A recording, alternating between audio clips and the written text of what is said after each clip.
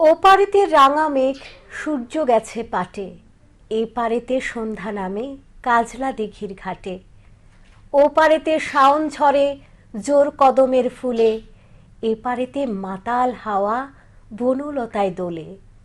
ওপার বাংলা এপার ভারত, মধ্যে হৃদয় জোড়া, মাথার পরে নভনীল, মধ্যে নলের বেড়া।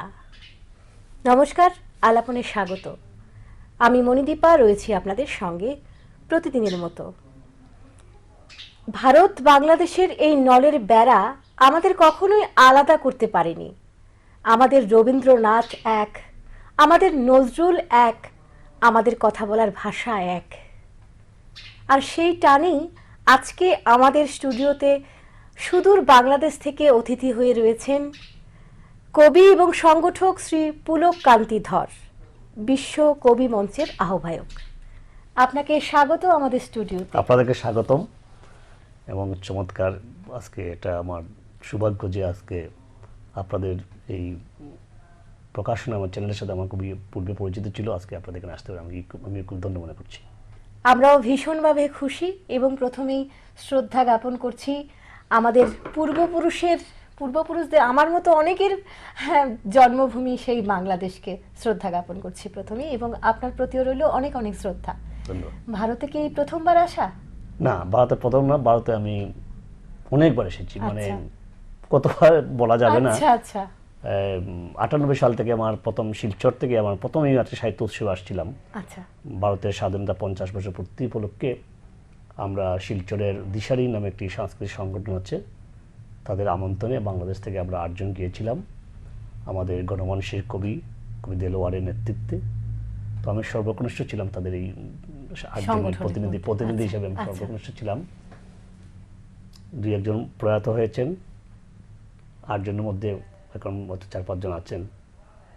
তারপরে যে কতবার যে ভারতবর্ষে এসেছি, বিশেষ করে শিলচর, বরাক উপত্যকা, করিমগঞ্জ, তারপরে এদিকে এই আগরতলায়, যেহেতু আমি যে অঞ্চলে বসবাস করি, মৌলভীবাজার, সিলেটের একসময় সিলেটের জেলা ছিল। আচ্ছা। তারপরে এই মৌলভীবাজার জেলা হলো 84 সালে সম্ভবত। তারপরে আমরা বুলেজার জেলা হিসেবে আমরা পরিচিত, এবং আমাদের নিয়ারেস্ট যে বর্ডার সেটা হচ্ছে কৈলাসহর, আপনাদের ত্রিপুরার কৈলাসহর, এবং আমাদের খুব কাছাকাছি, যার কারণে যে কতবার যে আপনাদের ত্রিপুরা, আসাম আর কলকাতা তো প্রায় যাওয়া পড়ে। আচ্ছা, তো এইবারের আসার বিশেষ কি উদ্দেশ্য বা কি বিশেষ অনুষ্ঠানে এসেছেন? এবারে উদ্দেশ্য আসলে মাঝে মাঝে উদ্দেশ্যবিহীন আসতে হয়। একদম একদম। কারণ ওই যে বললাম প্রথমেই টান তো সবচেয়ে বড় বিষয় হচ্ছে যে এতবার এই আপনাদের অঞ্চলে এসেছি, যেখানে সবার সাথে যে সম্পর্ক তৈরি হয়েছে, শুধু কথা বলার জন্য আসি, যে এখানে এসে আপনজনকে পাবো, কথা শুনবো, একটু আড্ডা হবে, কবিতা হবে, গান শুনবো, এই যে মানে সবকিছু যে একটা মানে আনন্দ, যেটা সেই আনন্দটা আসলে এখানে এসে অনেকটা আমি একটা আত্মার আত্মিক টান আমাদের কিন্তু রয়েইছে। আমরা যখন বাইরে কোথাও যাই, বিশেষ করে যে ধরুন চেন্নাই, ব্যাঙ্গালোর যখন যাই, যখন বাংলাদেশ থেকে অনেকে আসে, আমরা মানে ডাক্তার দেখানোর জন্য যখন যাই, তখন কিন্তু ওনাদের দেখে কিন্তু মানে আমাদের মধ্যে একটা হৃদ্যতা তৈরি হয়ে যায়, সেই মনে হচ্ছে যে আমাদের ত্রিপুরা থেকে এসছে, এমন একটা অনুভূতি হয়। একটা গুরুত্বপূর্ণ একটা কথা বলছেন, চেন্নাই বিষয়টা সবাই যায় মানে ডাক্তার দেখাতে, মানে চিকিৎসার জন্য যায়। আমি মনে হয় সম্ভবত একমাত্র ব্যক্তি, সম্ভবত স্টুডেন্ট বাদে মনে হয় যে রুগীবিহীন, অর্থাৎ চিকিৎসার জন্য আমি চেন্নাই যাইনি। গত বছর বেঙ্গল অ্যাসোসিয়েশন আমাকে আমন্ত্রণ জানিয়েছিল, তাদের বসন্ত উৎসবে আমাকে তারা সংবর্ধনা দিয়েছিল এবং আমি গিয়েছিলাম। তো সবাই বলতেছে যে তুমি কি চিকিৎসার জন্য যাচ্ছ নাকি, বা ডাক্তার কি, তোমার কি সমস্যা? আমি বললাম আমার কোনো সমস্যা নেই, তবে আমি যাচ্ছি অনুষ্ঠানে যাচ্ছি। চেন্নাইতে কি অনুষ্ঠান? চেন্নাই তো বাঙালি আছে নাকি? আমি বাঙালির অনুষ্ঠানে যাচ্ছি এটা। এবং বেঙ্গল অ্যাসোসিয়েশন তাদের প্রতিষ্ঠাকাল দেখলাম প্রায় 95 বছর হবে তাদের যে প্রতিষ্ঠা, তাদের যে ইয়েটা।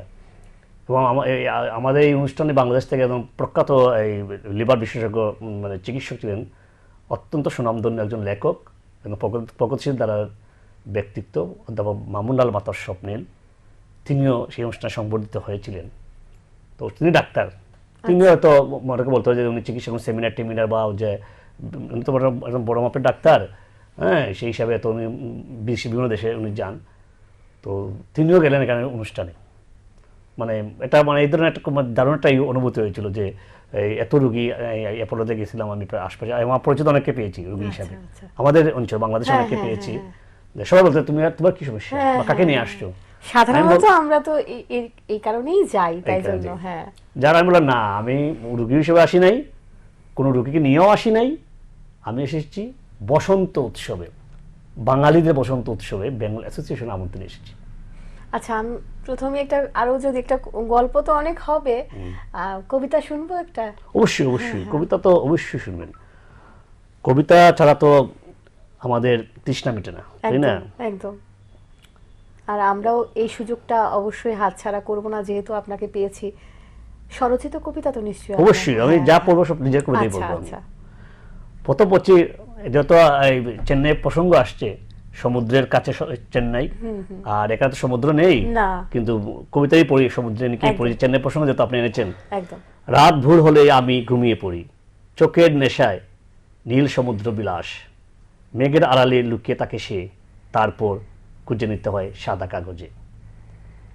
সব নিয়ম বদলে যায় একটা অসময়ে, তখন কথা হারিয়ে পেলে নিজস্ব ভুবনে, মননে লালন করা আদর্শ জীবন, পুঁজিবাদী আগ্রাসনে আমি কোন পথের যাত্রী। যেহেতু আপনার চেন্নাই প্রসঙ্গ আছে, চেন্নাই মানে সমুদ্র, সমুদ্র আমার প্রিয়। আমি অনেক সমুদ্র গেছি, দেশে বিদেশে। আপনাদের ওখানটাতেও গেছি আমিও। গেছেন? কক্সবাজারও গেছি। কক্সবাজার তো বিশ্বের মধ্যে একটা অন্যতম সি বিচ আমাদের এখানে, অত্যন্ত সুন্দর। এটা বহু বিদেশ থেকে পর্যটকরা আসে নাকি, পরিবেশটাও খুব ভালো। তো কবিতার প্রতি ভালোবাসা কবে থেকে? আসলে বাঙালি সবাই তো কবি না, বাঙালি মানে তো কবি সবাই।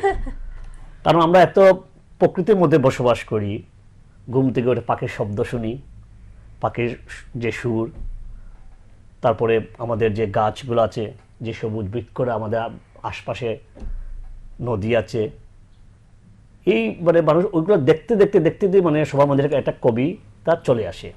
অত কেউ লিখে, কেউ ভিতরে রেখে দেয়, প্রকাশ করে না, কিন্তু কবিতা আসে সব বাংলাদেশের প্রত্যেকটা মানুষের মধ্যে। এত গুণী ব্যক্তিত্ব বলে এই কথাটা এত সুন্দর করে বলতে পারলেন যে সবাই কবি, বা সবাই আসলে সবার পাখির আওয়াজ সবাই আমরা শুনি, কিন্তু সেই আওয়াজটাকে সেরকম ভাবে নিতে শুধু হয়তো কবিরাই পারেন, আপনাদের মতো যারা রয়েছে।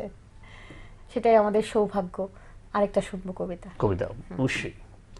আমি একটা আমার বইতে বলছি, আমি তো ওই সময় দ্বিতীয় আমার কাব্যগ্রন্থ অনেক আগে বেরিয়েছিল, এবং এই বইটা একটা স্মরণীয় বিষয় হচ্ছে যে আমার অত্যন্ত ঘনিষ্ঠ, মানে যা আমি শ্রদ্ধা করি এবং অনেক সম্পর্ক আমার সাথে ছিল, সুনীল গঙ্গোপাধ্যায়। তিনি আমার বইতে এটা লিখে দিয়েছিলেন, কিন্তু আমার দুর্ভাগ্য যে ওনাকে আমি বইটা পৌঁছা দেওয়ার আগে তিনি প্রয়াত হলেন নাকি। সুনীল দা লিখে দিয়েছিল আমাকে। তো উনি ঢাকায় পাই আমাদের কবিতা উৎসব, প্রচুর কবিতা আমিও পাঠ করি, ভীষণ ভালো লাগে। উনি কবিতা উৎসব আমাদের ঢাকায় পাই আসতে নাকি। তো কবিতা উৎসব পরিষদের সাথে আমি অনেকদিন জড়িত আছি, এখনো আছি আমি। জাতীয় কবিতা পরিষদ আমাদের সবচেয়ে বড় উৎসব যেটা হয় বাংলাদেশের কবিতা উৎসব। এটা লেখা তো আপনার এখানে? আমার লেখা। আচ্ছা আচ্ছা, আমার লেখা এটা। ও, এটা মানে আপনাকে সুনীল দা আমাকে মানে শুভকামনা জানিয়েছে নাকি। আচ্ছা আচ্ছা আচ্ছা, যে বইটা বের হচ্ছে, ভীষণ মানে ভালো লাগছে, আমি দেখছি আবার ওনার যে লেখা। কিন্তু দুর্ভাগ্য তো ওনাকে বই তুলতে পারেন, মানে বই বের হওয়ার 1 মাস 2 মাস আগে সম্ভবত উনি প্রয়াত হয়েছে নাকি। আর আমার এই কলকাতা যাওয়া হয়নি আর কি এই সময়টা আর কি, যার কারণে এটা একটা মানে খুবই। আচ্ছা, আমি চীন এবার সফর করেছি, হচ্ছে চীনে গেছিলাম 2017 সালে, 2005 সালে গেছিলাম আমি। তো এখানে চীনে বসে বসে মানে একটা কবিতা মানে চীনের যে গিয়েছিলাম, চীনের যে অনুভূতিটা, এবং এমন একটা জায়গায় গেছিলাম সেটা নিয়ে সব বসন্ত থাকে এখানে আমাদের লেগে থাকে। তাই আমি লিখেছিলাম, চীনের পাচিরে, চীনের পাচিরে অদেখা ভুবনে তুমি, চির বসন্তের শহর কুনমিং, পা রাখতেই সম্প্রীতির নিবিড় বন্ধনে জোরালো এক চাইনিজ রমণী, রাতের আলোয় জলসানো তার রূপ, মন ভরে যায় চৈনিক নর্তনে, ফুলে ফুলে সাজানো শহর, আবার ব্রিজের উপর দাঁড়িয়ে দেখি সবুজ পাহাড়ের মনোরম দৃশ্য, রাত যত গভীর হয় চোখের সামনে ভেসে ওঠে তোমার মুখশ্রী। এটা 2005 সালে ওই চীন সফর করেছিলাম আমি। আমাকে বাংলাদেশ এই শিশু একাডেমি মহাপরিচালক আনজি লিটন সহ কয়েকজন সাংবাদিক আমাকে এই সুযোগটা করে দিয়েছিলেন সেই সময়ে। হ্যাঁ, তো আমি সবসময় বলি আমি যে আঞ্জলি বর্তমানে বাংলা একাডেমি পুরস্কারপ্রাপ্ত একজন ছড়াকা শিশু সাহিত্যিক এবং বাংলা শিশু একাডেমির মহাপরিচালক। তো ওনারই মানে অনুপ্রেরণা, উৎসাহ, উদ্দীপনায় তারপরে আমাদের একজন যে সৌমিত্র দেব টিটু, আচ্ছা, আমাদের মৌলবাজারেরই, তাদেরই সমসাময়িক বন্ধু বান্ধব। তো ওনার মাধ্যমে এই তথ্যগুলা প্রথম পেয়েছিলাম আগে, তারপর তারা বললো যে ওনাকে একটু চীন সফর করে নিয়ে আসি, এই আর কি। আচ্ছা, বলবো বিশ্বকবি মঞ্চ, আপনি তো এই সংগঠনের আহ্বায়ক, আচ্ছা।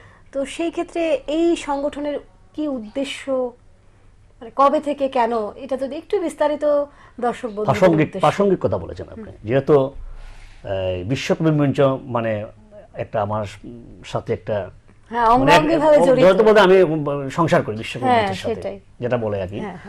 সেটা এটা যেহেতু আমি দীর্ঘদিন ধরে লেখালেখির সাথে সহিত, কতটুকু ভালো লেখি খারাপ লেখি সেটা আমি জানি না, কিন্তু লেখালেখির সাথে আমি সম্পৃক্ত অনেক দিন ধরে। বিশেষ করে আমি বিভিন্ন সাহিত্য অনুষ্ঠানে যেতাম, বিভিন্ন উৎসবে যেতাম, বিভিন্ন অনুষ্ঠান আমি মানে শুনতে যেতাম আর কি। তো যেহেতু ভারতবর্ষে বিভিন্ন আসা যাওয়া হতো, বাংলাদেশ বিভিন্ন জায়গায় আমি বিভিন্ন সাহিত্য উৎসবে গিয়েছি। বিশেষ করে আশিস সান্যাল, ভারতবর্ষের প্রখ্যাত কবি কলকাতার, তিনি প্রতি বছর আন্তর্জাতিক কবিতা উৎসব করতেন। তিনি বিশ্বের বিভিন্ন দেশ থেকে কবিরা আসতেন, বিভিন্ন ভাষার কবিরা আসতেন, রাশিয়া থেকে আসতো, ল্যাটিন আমেরিকার কবিরা আসতো, আফ্রিকার কবিরা আসতো। তো আমাকে আমন্ত্রণ জানিয়েছিলেন। আমি বাংলাদেশের কবি নির্মলেন্দু গুণ, হ্যাঁ, তারপরে আবুল আসরাফ, ডক্টর মোহাম্মদ সামাস সহ অনেকেই বাংলাদেশের যারা বাংলা কবিতা নিয়ে যারা খুবই পরিচিত মুখ, তাদের মধ্যে আমি একজন ছিলাম। এবং আমি সেই প্রোগ্রাম থেকে একটা মানে মনে হলো যে আমি তো অনেকের সাথে একটা যোগাযোগ আছে আমার, তো কবিতা যখন সাথে সম্পৃক্ত আছি, তো সব কবিতাকে একটা প্রার্থনা আনতে পারি না। ও চিন্তা করে আশিস দাকে বললাম, আশিস দা আপনি একদিন আসেন বাংলাদেশে। উনি আসলেন মৌলবাজারে, উনি মূল্যতাকে ওনাকে নিয়ে আসলাম। আসি এই বিশ্বকবি মঞ্চ 2013 সালের কথা বলছি আমি। তো আশিস সান্যালকে দিয়ে উদ্বোধন করালাম মৌলবাজার, আমার যে জেলা শহর থাকে। এখানে আমাদের মেয়র ছিলেন একজন ফজল করিম মঈন, উনি মেয়র ছিলেন। এবং এই আমাদের জেলা অঞ্চলে অনেক বিখ্যাত শিক্ষাবিদ, কবি, সাহিত্যিক, কলেজের প্রিন্সিপাল বা কুরেশ খান মধ্যে একজন সাহিত্য সমালোচক ছিলেন, যিনি কয়েকবার ইন্ডিয়া এসেছিলেন। ও আশিস দাকে উদ্বোধন করলাম, সাথে এসেছিল কবি অলোক বন্দ্যোপাধ্যায়, কলকাতার বিখ্যাত কবি। এই আত্মপ্রকাশ অনুষ্ঠানে এরা আসছিলেন। তারপরে তারপর থেকে এরপরে কিন্তু একটা পত্রিকা বেরোতো কবি মঞ্চ নামে, ওটাকে পরে সাংগঠনিক রূপ দিলাম আর কি। এরপরে তো ইংল্যান্ডে আমাদের শাখা হলো এবং খুব মানে গর্জিয়াসলি হলো, এবং মানে বিশেষ করে ইংল্যান্ডে, ইউকেতে বিশ্বকবি মঞ্চ সবার মোটামুটি মুখোমুখি আছে, এবং তারা বিভিন্ন বই প্রকাশনা করেছে। বইটা আমি সময়টা নিয়ে আসতে পারিনি আপনার সাথে। এখানে আমাদের সভাপতি আবুল কালাম চুটন, সাধারণ আফসা ইসলাম, সাধারণ সম্পাদক আসেন, আজিজুল ইসলাম, অনেকেই আছেন এখানের মধ্যে। তো তারপর থেকে এই সংগঠনটা শুরু হলো। দিল্লিতে আমরা একটা শাখা করলাম, দিল্লিতে আমি গিয়েছিলাম সেখানে কয়েক বছর আগে, অনেক জায়গায় শাখা। কলকাতা তো মহুয়া দাস আছে, মহুয়া দাস তো বেশ কয়েকটা প্রোগ্রাম করলো। সর্বশেষ মৃণাল যে বসু চৌধুরী, তিনি তো প্রয়াত হলেন। তিনি কিন্তু বিশ্বকবি মঞ্চের সম্ভবত শেষ প্রোগ্রামে কলকাতায় উপস্থিত ছিলেন। মৃণালদার সাথে আমার একটা গভীর সম্পর্ক ছিল। কলকাতা, আসামে বিভিন্ন জায়গায় প্রোগ্রামে গিয়েছি, বিভিন্ন অনুষ্ঠানে গিয়েছি, বা ব্যক্তিগত কাজে অনেক সময় গিয়েছি। তো তিনি সর্বশেষ প্রোগ্রামে ছিলেন। মহুয়া দাস প্রতি বছরই কলকাতায় প্রোগ্রাম করে, বিশ্ববিদ্যালয়ে অনেকে, সৈয়দ আসমান জালাল সহ অনেকে থাকেন, বাংলাদেশের কবিরাও থাকেন। ত্রিপুরা কবিরা আছে, ত্রিপুরা একজন প্রয়াত হলেন আমাদের মিতা বন্দ্যোপাধ্যায়, তিনিও বিশ্বমঞ্চে কলকাতা বেশ কয়েকটি প্রোগ্রামে উপস্থিত ছিলেন। মিতাদের সাথে আমাদের খুব ভালো সম্পর্ক ছিল। আর আগরতলা তো আপনি জানেনই, সুমিতা বর্ধন আপনাদের এখানকার খুব পরিচিত মুখ, এবং সে একটু মিডিয়ার সাথেও যুক্ত। সে আমাদের সাধারণ সম্পাদক এবং নিয়তি রায় বর্মন সভাপতি। তো সুমিতা বর্ধনের প্রতি বছরই প্রোগ্রামে আমি উপস্থিত হয়েছি, কিন্তু এবার আমি আসতে পারলাম না, ব্যক্তিগত কারণে আসতে পারলাম না কি। বাংলাদেশে তো বিভিন্ন জায়গায় আছে, ঢাকাতে আমরা প্রতি 2 মাসে বা 3 মাসে একটা প্রোগ্রাম আমরা করি। আপনাদের ভারতবর্ষে বিভিন্ন জায়গাতে কবিরা আসেন, বিশেষ করে আসাম, ত্রিপুরা, কলকাতাতে কবিরা আসলেই আমরা প্রোগ্রাম করি। বা কিছু জায়গায় মৌলবাজারে একটা প্রোগ্রাম করলাম বিশ্বকবি মঞ্চ আয়োজনে, এই বাংলাদেশ ভারত মৈত্রী সম্মাননে একটা অনুষ্ঠান করলাম। আপনাদের ত্রিপুরা থেকে, আগরতলা থেকে আপনাদের প্রায় 24 জন আমাদের মৌলবাজারে তারা গিয়েছিল অনুষ্ঠানে আর কি, বিশ্বকবি উদ্যোগ হয়েছিল। তারপরে কন্টিনিউ আমাদের কোথাও না কোথাও আমাদের প্রোগ্রাম হচ্ছে, অনুষ্ঠান হচ্ছে আর কি, সারা বছর বিভিন্ন জেলায়, বিভিন্ন দেশে, বিভিন্ন ইয়েতে প্রোগ্রাম হচ্ছে। সেদিন প্রোগ্রাম হলো আপনার আমি গৌহাটিতে, গুয়াহাটিতে আমাদের প্রথম একটা প্রোগ্রাম হলো আমাদের বিশ্বকবি মঞ্চের, বিভিন্ন ভাষার কবিরা ছিলেন সেখানে। আমি গিয়েছিলাম, বাংলাদেশ থেকে পীযূষ বন্দ্যোপাধ্যায় গিয়েছিলেন, তিনি একজন কবি এবং কোন নাট্য ব্যক্তিত্ব, সবাই ছিলেন এক নামে। আমাদের বাংলাদেশ সহকারী হাই কমিশনার বিশেষ গুয়াহাটিতে রুহুল আমিন সাহেব ছিলেন, আর আমাদের প্রফেসর ডাক্তার স্বপ্নিল ভাই ছিলেন, আপনি মামুনুল বাতা স্বপ্নিল, উনি আমাদের বিশ্বকবি মঞ্চের অ্যাডভাইজার। এবং উনি আসার পর থেকে আমাদের সংগঠনটা একটু প্রাণ পেয়েছে আর কি। উনি শত ব্যস্ততার মধ্যে উনি বিশ্বকবি মঞ্চের সাথে আছেন আমাদেরকে, মানে আমরাও এটা উৎসাহ পাই। আমাদের দেশে যে বাংলা সংস্কৃতি, সেই সংস্কৃতিকে অনেকটাই হিন্দি সংস্কৃতি বিধ্বস্ত করছে। যেমন ধরুন পুজোর সময়, দুর্গাপুজো হচ্ছে, মায়ের বিসর্জনের দিন সেই চটুল হিন্দি গান বাজছে, বাংলা গান না বেজে। তো সেই ক্ষেত্রে বাংলাদেশের কি অবস্থা? বাংলা ভাষা, বাংলা সংস্কৃতি কি কিছুটা পিছিয়ে পড়ছে হিন্দি সংস্কৃতির জন্য? প্রাসঙ্গিক কথা আবার বললেন আপনি, আপনার যে কথা বললেন আপনি, সেখানে আমি বলি একটা কথা, এটা সেমন যেটা বললেন যে বাংলা ভাষায় হিন্দি আগ্রাসনটা, আবার দেখবেন যে আমাদের সিলেট, আমি যে অঞ্চল সিলেটের লোকগান, বিশেষ করে জানেন মরমী কবি রাধারমন, সাধক কবি রাধারমন, রাধারমন জি বাংলাটুকু রাধারমনের কিন্তু এখন প্রচুর গান, ধামাইল যেটা, সেটা হচ্ছে। তার মানে কি হচ্ছে, আপনি তো এই বর্তমান মুক্তবাদের অর্থ যেভাবে আমরা বলি, মুক্তবাদের সংস্কৃতিও আমাদের আছে এখন পৃথিবীতে। তারপরে রাধারমন, এইটা তো আবার এখন দেখেন, আপনি দেখেন সিলেটের গান, সিলেটের আমাদের রাধারমন, কলকাতায় এখন যে অদিতি মুন্সি টুন্সিরা করে, হ্যাঁ, তা বা কালকে এখানে একটা প্রোগ্রাম, এখানে আমাদের সিলেটের যে অনেক সাধক কবি আছেন, আসাম রাজা আছেন, শাহ আব্দুল করিম আছেন, হ্যাঁ, তার রাধারমন তো আছেন, দূরবীন শাহ আছে, এদের গান কিন্তু কলকাতায় কিন্তু মাতাচ্ছে। তার মানে আপনি ধরে নিতে পারেন যে মানে হিন্দিটা কত আগ্রাসন করবে। আমরা যদি আরো শক্তিশালী হবে করতে হবে, একমাত্র শিল্প সাহিত্য সংস্কৃতিকে আরো এগিয়ে নিয়ে যেতে হবে একদম। এবং ভারত বাংলাদেশের যে আমরা আমরা যে কাজ করছি, যে শিল্প সাহিত্য সংস্কৃতি নিয়ে আদান প্রদান, এটাকে আরো বাড়াতে হবে।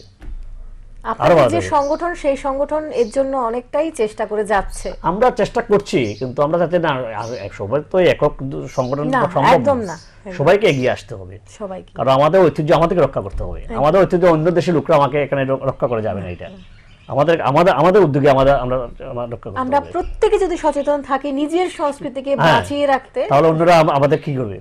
আমি যদি আমার সংস্কৃতিকে আমি শক্ত ধরে রাখতে পারি, ঠিক, আমারটা বাদ দিয়ে আমি অন্যটা নিয়ে ব্যস্ত হয়ে থাকি, তাহলে তো আমারটা শেষ হবেই, এটা বুঝতে হবে, পিছিয়ে যাবে। আরো কথা বলবো, একটা কবিতা শুনে নি তাহলে।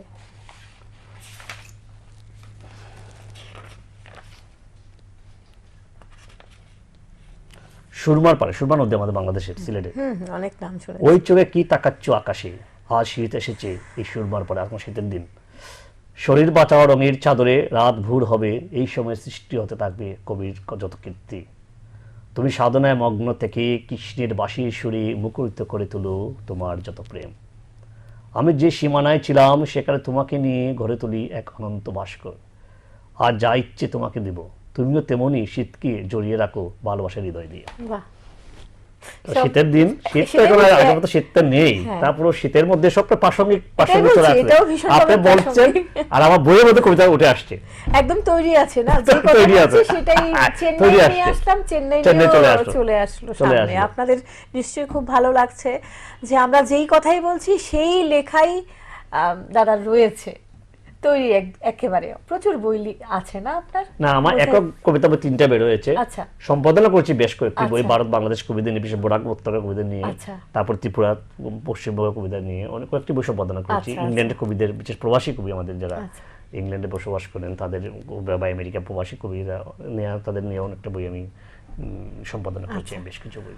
বলবো তৎকালীন সময়ে যে বাংলাদেশের কবিদের এবং ভারতীয় কবিদের মধ্যে লেখনির ক্ষেত্রে কোনো বৈপরীত্য কি আপনি আপনার মতে কিছু কি দেখেন? দেখেন, লেখাটা হচ্ছে আপনার তাৎক্ষণিকভাবে কোনো আপনি রেজাল্ট পাবেন না। আপনি না, একজন জীবন দাস আমরা পেতে হলে আমার কয়েক দশক আমাদের অপেক্ষা করতে হবে, একজন রবীন্দ্রনাথ পেতে হলে কয়েক শতক অপেক্ষা করতে হবে আমাদেরকে, একজন নজরুল পেতে হলে মানে দশক আমাদের শতক অপেক্ষা করতে হবে। তো এটা আসলে তাৎক্ষণিক বলা বড় মুশকিল, কারণ এটা যে আজকে যারা লিখছে, হয়তো আজকে অনেকে হয়তো এটাকে কোনো গুরুত্ব দিচ্ছে না, হয়তো বিশ্ব একটা জেনারেশন দেখবে এটাকে সিরিয়াস হিসাবে নিচ্ছে এটাকে। তো কবির কবিতা তাৎক্ষণিক কোনো রেজাল্ট খুব কম আসে। আধুনিক প্রজন্ম বেশিরভাগ এখন সোশ্যাল মাধ্যম, ফেসবুক, ইনস্টাগ্রাম, হোয়াটসঅ্যাপ, এগুলোতেই কিন্তু বইয়ের থেকে বেশি ওগুলোর দিকে নজর। তো সেই ক্ষেত্রে যারা লেখক তাদের কি অসুবিধা হচ্ছে? মানে ধরেন কি বলবো, অর্থনৈতিকভাবে ওনাদের বই কি কম বিক্রির ক্ষেত্রে, সেটা এই বিষয়টা নিয়ে কি বলবেন? আর একটা প্রাসঙ্গিক কথা বলেন এইটা, যে আপনি বলছেন সোশ্যাল মিডিয়ায় সবাই মানে এটা ব্যস্ত হয়ে গেছে, কবিতা যারা লিখে বা বিশেষ করে আধুনিক আধুনিক প্রজন্ম, আধুনিক যারা কবিতা লিখে তারা ফেসবুকে, হোয়াটসঅ্যাপে লিখে কবিতা লিখে, কিন্তু আবার তারা বই বের করতে আবার উৎসাহী বেশি। আবার কারণ হোয়াটসঅ্যাপে তারা কবিতা লিখে কিন্তু আবার তারা কিন্তু থাকছে না, তারা কিন্তু না বই বের করতে হবে, তার মানে ঘুরে ফিরে কিন্তু আবার ওই বইয়ের দিকে চোখ যাচ্ছে। ওটা স্বামী পরে তো মানে বই কম পড়তেছে, কিন্তু বই খোঁজখবর অনেকে রাখে, কারণ একটা বই বের হচ্ছে ফেসবুকে তো জেনে যাচ্ছে না, তারপর এটা খোঁজখবর নিবে। এটা ভালো জিনিস যখন আপনি বের করবেন, এটা আর এটা তো সংরক্ষিত, মানে একটা বই তো সংরক্ষিত। কারণ একটা কবি আছে সারাদিন লিখলো বিভিন্ন ফেসবুকে টেসবুকে, সে তৃপ্তি পাবে না এটা, কারণ বিভিন্ন ধরনের যে প্রযুক্তি ইয়ে হতে পারে, মানে ক্রাশ হতে পারে, তখন তো আপনার এই বইটা তো আপনার ক্রাশ হবে না, বইটা কোটা কোটা থেকে যাবে। এটা সেই হিসাবে আমি মনে করি যে বইয়ের চাহিদা থাকবে এটা। হ্যাঁ, যেমন এটাও ফেলে দেওয়া যাবে না যে সোশ্যাল যে মিডিয়াগুলা সেটাও কিন্তু অনেক কিছু তথ্য পাচ্ছে। সোশ্যাল মিডিয়া না হলে তো আজকে একটা যোগাযোগ হচ্ছে না। আজকে এমনই আছে আপনার ভারত বাংলাদেশে মনে করেন বা অন্য দেশে মনে করেন, বাবা মা তাকে দুই দেশ, মেয়ে তাকে এক দেশে, বা তাকে এক দেশে, কিন্তু সোশ্যাল মিডিয়া তারা তো যোগাযোগ বা বিভিন্ন কারণে তো তারা একত্র হতে পারছে না, কিন্তু সোশ্যাল মিডিয়া তারা দেখতে পারতেছে। যেমন আজকে ইউরোপ আমেরিকাতে যারা ছিল বা যারা অত আগে আসা যাওয়া করতো বা এরা মনে হয় মোবাইলে কাজ সেরে ফেলে, মোবাইলে তার পরিবারের সাথে কথা বলতেছে, দেখতেছে। তারপরে এটারও একটা ভালো দিক আছে, আর খারাপ দিকটা হচ্ছে যে সেটাকে যদি আপনি মানে নেশায় মগ্ন হয়ে যান, ওটার আপনি ভালো করতে গিয়ে যদি আপনার খারাপটা বেশি চলে আসে, তাহলে তো আপনার এটা আপনার ক্ষতি করে ফেলবে। এটাকে সিদ্ধান্ত নিতে হবে, যে সেটা ব্যবহার করবে তাকে সিদ্ধান্ত নিতে হবে আমি এটা কিভাবে এটাকে ব্যবহার করবো। আমি ঠিক এই ক্ষেত্রে অভিভাবকদেরও অনেকটা সচেতনতা, অভিভাবকের এবং স্কুলে যারা পড়ে, বিশেষ করে স্কুলের টিচাররা, তাদেরকে নিতে হবে এটা। আরেকটা শুনবো কবিতা? অবশ্যই, কবিতা শোনার জন্য আমি প্রস্তুত। আচ্ছা, একটা তৃতীয় একটা ইয়ে বেরিয়েছিল, আমেরিকা থেকে বেরিয়েছিল, জর্জিয়া থেকে, আমি সেখান থেকে একটা কবিতা আমার সাথে সঙ্গে বেরিয়েছিল, সেটা মুরুকুল মোচন আজকে হলো আর কি। আজকে মুরুকুল মোচন হলো। সেখানে যে সত্যব্রত কর, এটা উনি হিন্দু অ্যাসোসিয়েশন যে জর্জিয়া যুক্তরাষ্ট্র, উনি এটার মানে প্রেসিডেন্ট, প্রেসিডেন্ট উনি ওই আমেরিকা থেকে প্রতি বছর তো চমৎকার একটি প্রকাশনা তিনি বের করেন, যেটা মানে সত্যি আমার কাছে খুব ভালো লাগে। যে শত ব্যস্ত প্রবাসী মানে তখন ব্যস্ততার মধ্যে লোকজন থাকে, তা আমাদের শিল্প সাহিত্য সংস্কৃতিকে তারা ধরে রেখেছে। এটা কোনো চাটকানি ঘটনা। এখন তো বিদেশে অনেক কিছু বাংলা সাহিত্য কাজ হচ্ছে, বাংলা শিল্পের সাহিত্য অনেক কিছু হচ্ছে। তো কীভাবে বদল হয়ে এলো, আমার কবিতাটার নাম অবস্থান বদল হয়েছে, অন্ধকার গ্রাম আলোকিত হয়ে তোমার দুয়ারে রাত জাগা, তারপর ভোরের পাখির গানে জলে ফেরা, কবেকার সেই স্বপ্ন আজ খুব কাছাকাছি, সেই ফুলের বাড়ি কাছের ঘর তুমি আর আমি পারিজাতে, যেখানে প্রাণকুলা আড্ডায় আমি নিয়মিত থাকি, ভালো মন্দ গৃহপ্রেমে সেখানেই আমার অস্তিত্ব। এই ম্যাগাজিনটা এবার বেরোলো আগে, তো এখানে ত্রিপুরা অনেক কবিতা আছে এখানে, ত্রিপুরা যার কারণে আজকে এখানে উন্মোচিত হলো। আরেকটা শুনবো? অবশ্যই, কবিতা তো শুনবেন, সারা রাত আমি কবিতা শুনতে পারবো আমি। হ্যাঁ, কবিতার জন্য প্রস্তুত আমি। কাকের শহরে আমি, আমার দুঃখ তোমায় বলে কি হয়, অন্তরে লুকিয়ে রেখেছি আমার যত অভিমান, উৎসের সন্ধানে ফিরে আসি আমি কিশোর পাঠশালা, বটবৃক্ষের নীরব মায়াজালে, কি নিয়ে গর্বিত তোমার রূপালী সন্ধ্যা, দূরদেশ নীল জামায় বেদনার ভালোবাসা, শহর সকাল হলে কাকেরা আওয়াজ ভুলে যায়, অসভ্য কিছু দানব অত্যাচারে, বেলা যখন যৌবন বসবাসে আমি তখন বেসামাল রাস্তার পথ বলে, প্রেম সাগরে নেশায় জলে মগ্ন হয়ে নগ্ন বৃক্ষে আমার ভিতরে আমি। এটা আমার যেতে হবে তাই যাব। এটা আমার সর্বশেষ একক কবিতার বই, দ্রৌপদী পাবলিকেশন ঢাকা থেকে বের করেছিল সেটা বইটা, সেটাও প্রায় 2018 সালে 21 গ্রন্থমেলা বেরিয়েছিল। শেষ আরেকটা প্রশ্ন করি আপনাকে, আধুনিক প্রজন্মের কবিদের উদ্দেশ্যে আপনার কিছু বার্তা যদি দেন। প্রথমে তাদেরকে প্রচুর কবিতা পড়তে হবে, আর যারা বেশি কবিতা পড়তে পারবে তারা ভালো লিখতে পারবে। তারা যেমন 30-এর দশক বলেন বা পরবর্তী যে আধুনিক কবি যারা, তাদের 30-এর যুগে স্বর্ণযুগ বলে আধুনিক কবিদের, যেমন জীবনানন্দ দাশ, প্রেমানন্দ মিত্র, বিষ্ণু দে, অমিয় চক্রবর্তী, বুদ্ধদেব বসু, তারা তো আধুনিক কবিতা পঞ্চকবি বলা হয়। বা এরপরে যারা লিখেছে 40 দশক বা 50 দশকে বা 60-এর দশকে, তাদের কবিতা পড়তে হবে।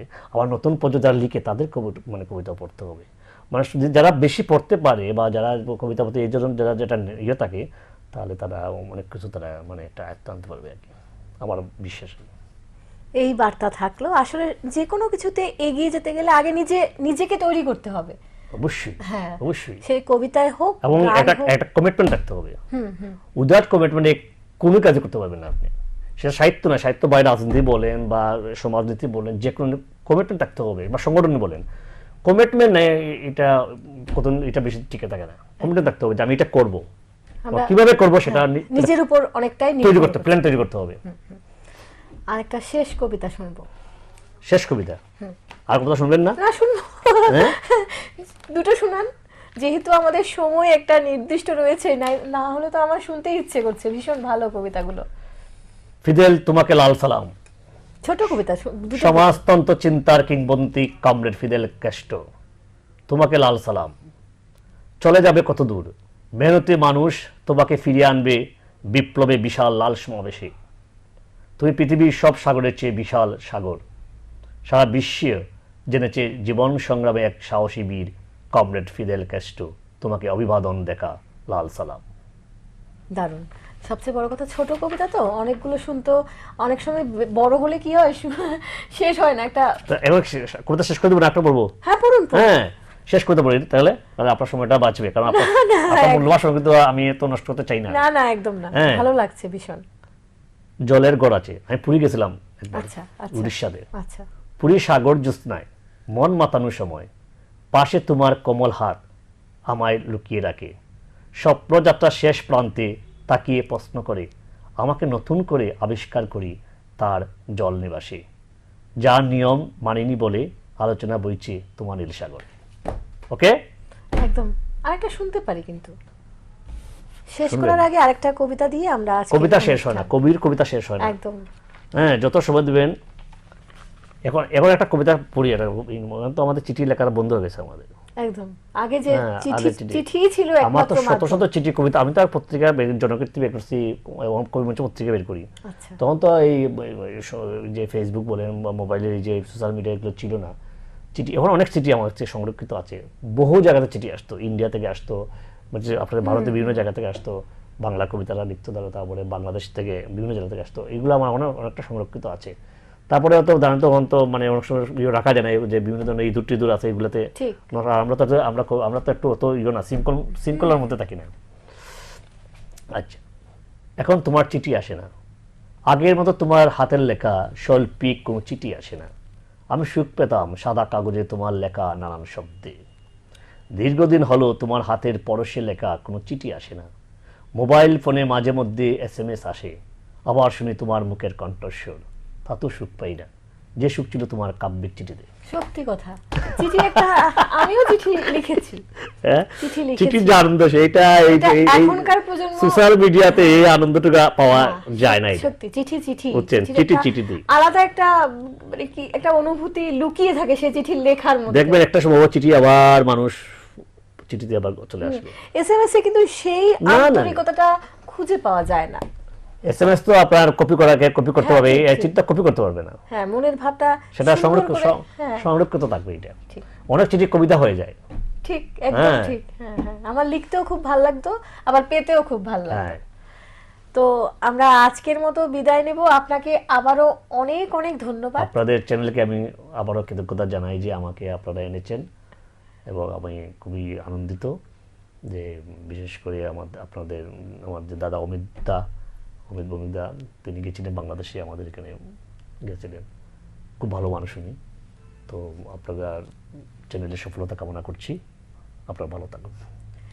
আগামী বছর আপনারও খুব খুব ভালো কাটুক সেই প্রত্যাশা রাখছি আমরাও। এবং আপনাদের দর্শক যারা আছেন আপনাদেরকে ধন্যবাদ জানাই, কৃতজ্ঞতা জানাই যে আপনারা এত সময় ধরে আপনারা অনুষ্ঠানটা দেখবেন।